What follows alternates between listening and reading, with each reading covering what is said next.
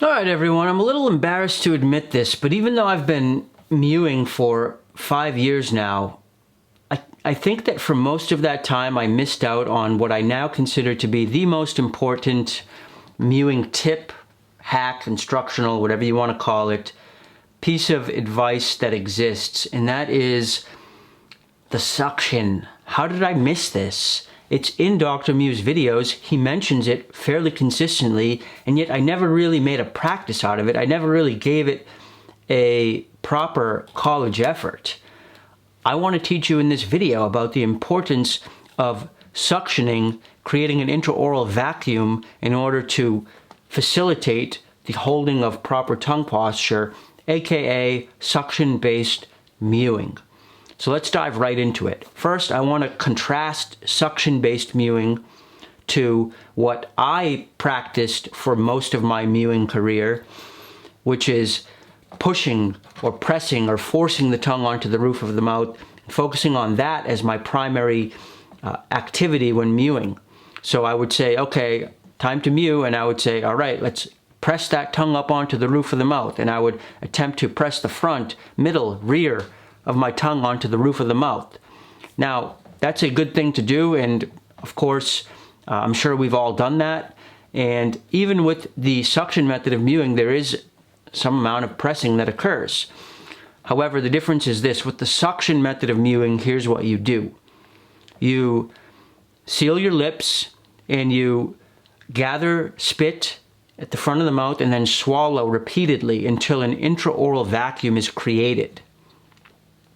Then the intraoral vacuum holds the tongue posture for you.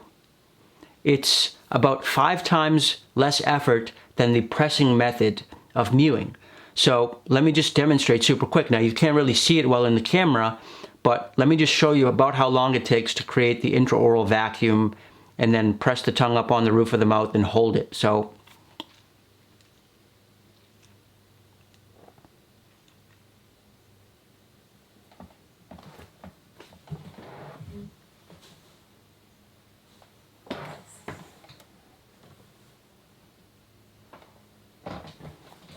that's it.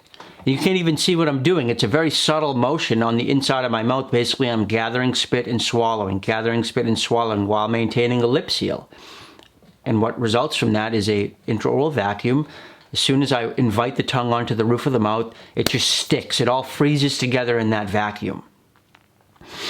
Now, the fact that you couldn't see what I was doing is a good thing, because it means that as you go about your daily life, you can create these intraoral vacuums and then hold the tongue posture and no one's even going to notice, right? Because this is a good thing. It means that we can even do it while we're sitting there and conversing with people. You know, someone can be sitting right in front of you and you can be creating this vacuum and holding that tongue posture, and it's going to actually look even more relaxed and rested and normal than if you're trying to force the tongue onto the roof of your mouth and stress and strain while you're in the company of others. So I invite you to practice this suction method of mewing. I think you'll find that it's much more sustainable and much more effortless than the pressing method of mewing.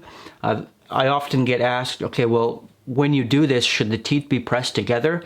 I would say your teeth will be pressed together when you first attempt this, but after you create a vacuum, you can experiment with separating the teeth a little and preventing them from clenching too tightly.